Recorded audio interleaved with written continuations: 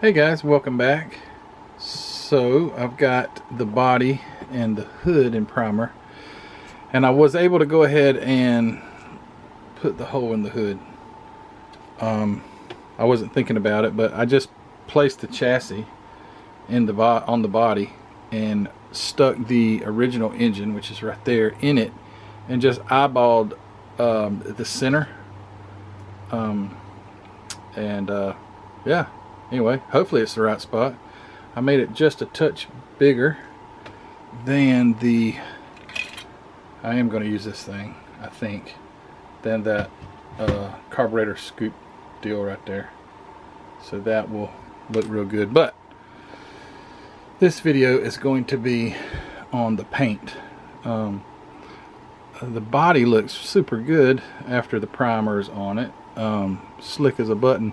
But I'm going to, honestly, I have in the past many times, I can't tell if this is focused or not, but and Heather's here. Say hey, Heather. Hey, Heather. Yeah, that's what I was expecting. Hey. I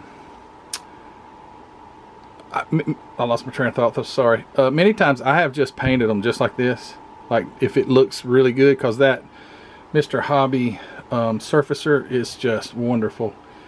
And I wouldn't even sand them. Like, honestly, most of my paint jobs I don't even sand them. But I'm going to hit this with probably the 2500 sanding stick and just make sure that everything's nice and smooth. And then the color, I didn't know, I was going to paint it red, but when Heather was out here now, she's like, don't paint it red, paint something else that you hadn't used. But I told her, I said, but the red looks the best. That 40 Ford red is my absolute favorite all-time color on a vehicle, especially that one. I guess not every vehicle, but. So instead of red, we dug through the box, and we got, there it is, Black Eye. It is a deep purple. More than likely, I'm thinking this is I'm just guessing, but this looks like what would be on one of your Dodge Chargers, your modern Dodge Chargers. Think so? So that's going to be a cool color. So a purple. I don't have a purple car that I know of. Only got one black car. She did say black, but I'm out of black MCW paint. I could paint it flat black and just clear it. That's just absolutely fine. But we found this Black Eye. That looks really good. So anyway, all right, I'm going to do a little bit of pre-prep, pre-paint sanding, and get it under the paint gun. So you give me a minute and I'll be back. Actually, just give me a snap of the fingers, because it's not going to be a minute for you. Alright, I've got to run the air conditioning in the background. It's just too darn hot in here if I don't. So I'm going to go through the process. Done this before, but I'm going to go through the process of how I mix my paint and let you guys see it. So, all right. So I generally, if I'm going to paint a whole car, I'll use 8 milliliters of paint. Then I'll double that, because I'm going to use 8 millimeters of Mr. Color Leveling Thinner, and then I'm going to use 1 milliliter of this Acme Finish FH612 hardener. This is for clear, but I started doing this and it accelerates the hardening of the enamel, and it's just quicker.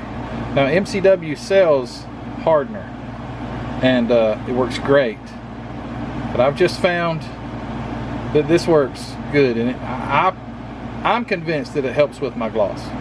But if the gloss ain't good enough, then I'll shoot clear over it. But anyway, so I've got 3 pipettes.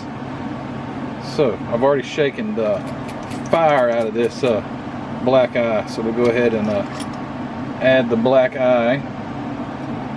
8 milliliters. I have these 3 milliliter pipettes. So I'm not going to strain the paint until I put it into the air gun. Right, there's 2. Oh, this is going to be pretty.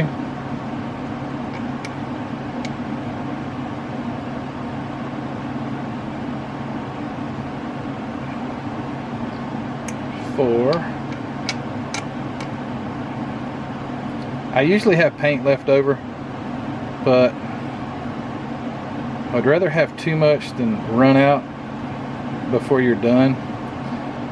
I'll typically put a kind of a light coat on it, let it tack up 20-30 minutes, and then hit it again. So I should have enough paint for both of those coats. Alright, so that's 8. That's the paint. I mean, yeah, 8 milliliters of paint. Now I'm going to, well, I'll show you. There's paint in this pipette still. I don't want to waste any of the paint. So what I'll take now and add the leveling thinner with the clean pipette. Obviously, I'm going to do the same ratio. 2, 4, 6, and 8. Now you can save that pipette, it will dry out and be perfectly clean. You can't see it very well.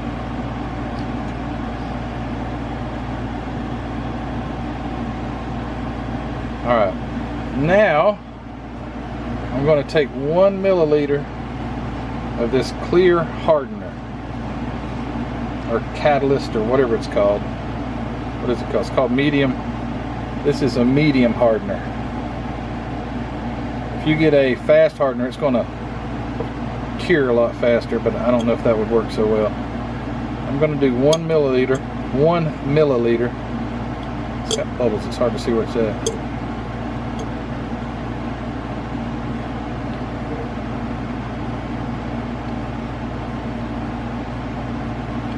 You get too much of this stuff, ruins the paint. It turns it kind of gummy. I've done that. I was like, well, it's working pretty good. Let's just add some more. Alright, so I'm going to throw this one in the trash. And then with that pipette that I've got the paint in, because there's still paint in that thing, I don't want to waste the paint. And now that this is thinned, I'm going to stir this up.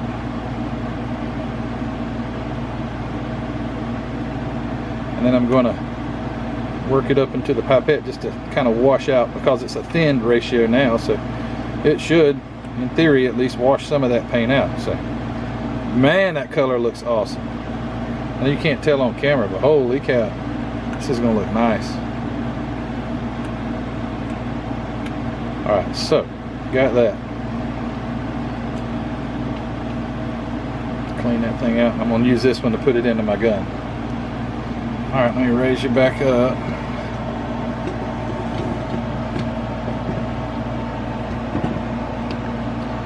And now, these darn things get right in my way. Take a filter. Got these little small paint filters. They're a little big still for an airbrush. You know what? Let me move this thing. It's been here for years. I'm gonna move it over. Look at that. There ain't no paint right there where it was, because it's right in the way. I have to put it back, but let me at least put my paint in there. Alright, so I'm going to filter it in. It's nice and mixed. Hardener's mixed in. Thinner's mixed in. Pipette's cleaned out. Now, I wish I was left-handed sometimes, because this would work better. Just going to filter it into my gun. Drip it all over the counter.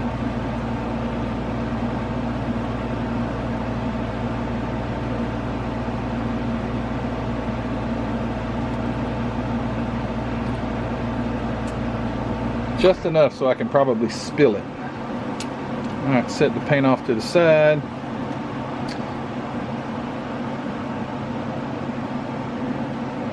Throw the filter in the trash. I'll use another filter when I have to refill. It's easier. Move this back to the nice clean spot that it was at. Right there. And it's time to paint. So, alright, I'm going to put on some music, because when I turn my vacuum on, it's extremely loud. You don't want to hear that. I got to get suited up. Actually, just my mask and some gloves. And we'll be right back.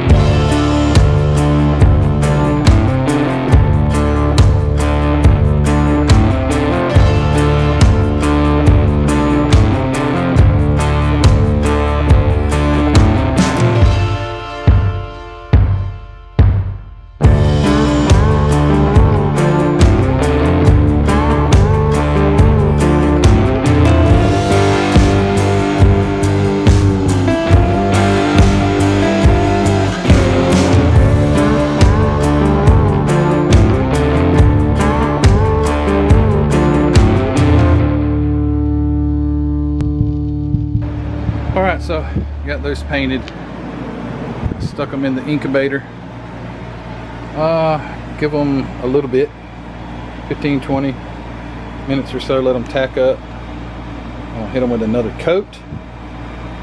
You might say that first coat looked pretty heavy, but I do tend to paint kind of heavy, but it works out.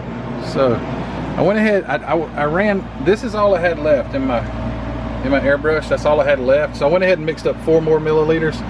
Now, I know that on Chrysler products and stuff, a lot of times, not that it's got to be that way, but the inner fender wells and all and firewall are body color. So I'll still have to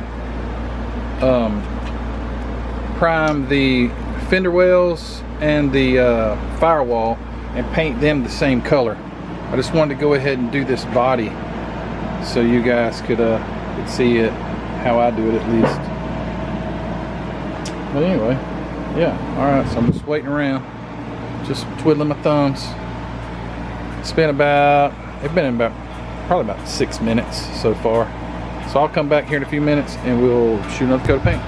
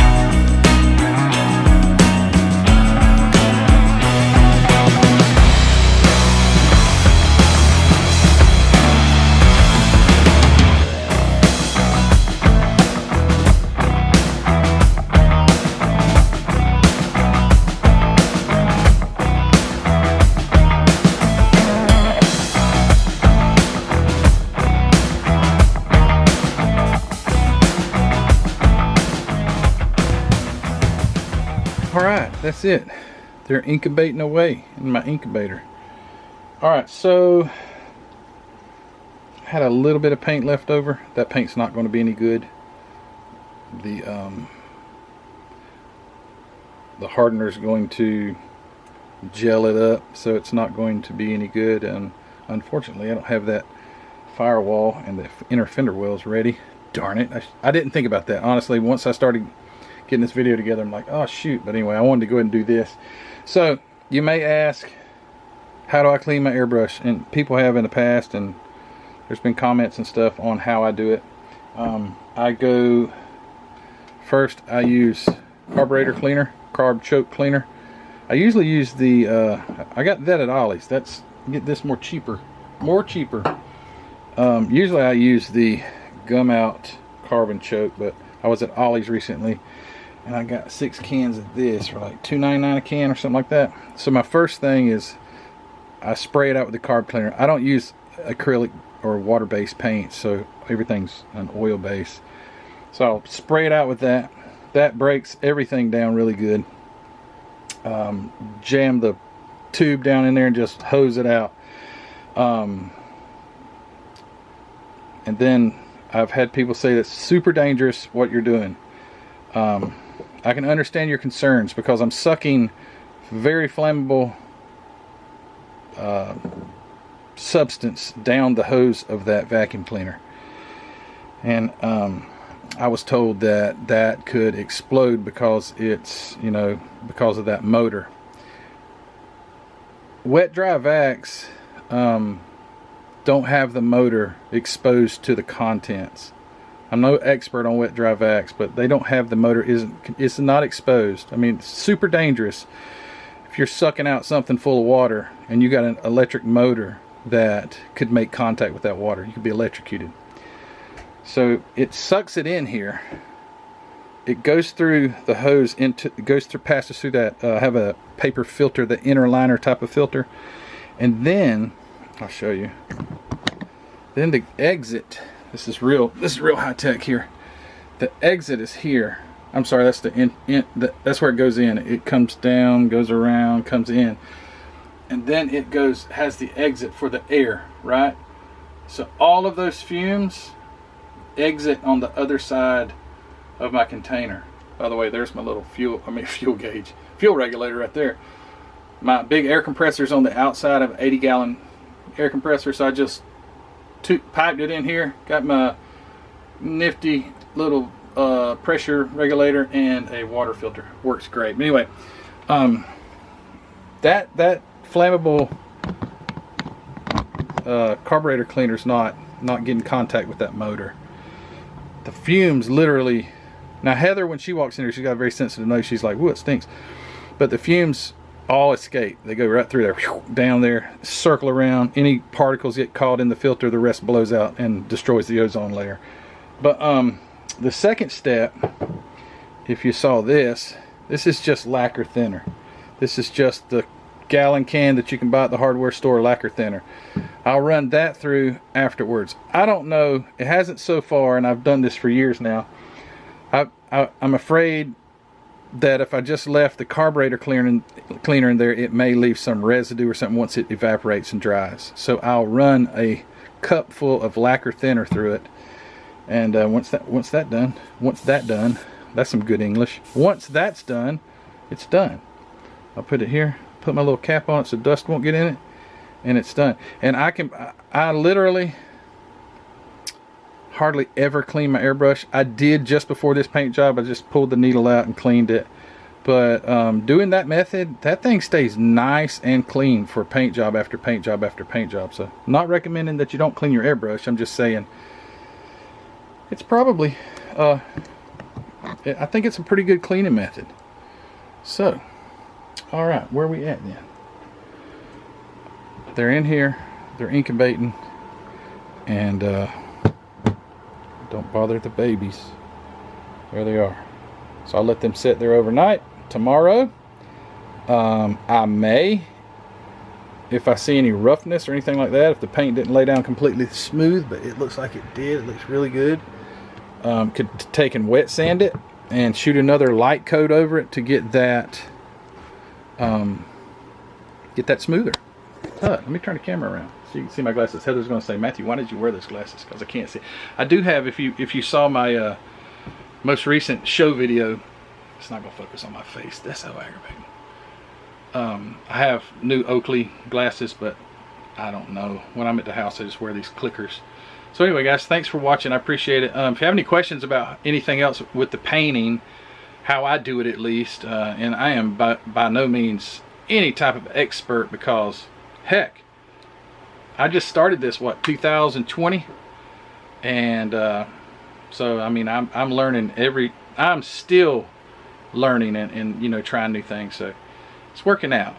I've been able to achieve some really nice paint jobs, in my opinion. I think they're nice. I actually got that best paint award, which I was shocked, you know, because I saw some other stuff there. I think the reason I got the best paint award, Robert Coonrod and Gary Seeds are both professional painters. You guys probably all know who I'm talking about, hanging with Mr. G Seeds. Gary Seeds, good guy. Gary's stuff, if there is going to be a best paint, Gary's going to win best paint. But then you got Robert, which Robert and Gary both painted that can that I won. If you didn't see that, I got this best paint award, and it's actually a paint thinner can that's custom painted, best paint, and it's hand pinstriped by Gary, and but Robert laid down the base colors. So the base colors that you see, Robert did that. Robert Coonrod, his stuff is amazing. So I think those guys were kind of going around looking for best paint. They can't choose themselves, I suppose. So I think that's why I got the best paint. But anyway, I am very honored to get something like that, and I'm proud of my '39 Chevy with that velvet red MCW. I think it's my favorite MCW color so far that I've painted. But this purple, this what was it called? What was that called? Black Eye. Black Eye. It's gonna be a good one too. So anyway, I'll quit talking, guys. Thanks for watching. I appreciate you. Don't forget, as always, go check out hobbynutmodels.com. Go check out my website, mcvproducts.net. And thank you to all my Patreon members. Actually, I'm getting ready for a Patreon live stream right now. As a matter of fact, I can't reach my phone. I might be late, so I got to hurry. Thanks for all you guys do, your support. If you hadn't already, give this video a thumbs up. I appreciate it. If you hadn't subscribed, hey, hit the subscribe button. And but throughout my stint of being in this YouTube community, you guys are great, wonderful. I can't say thank you enough.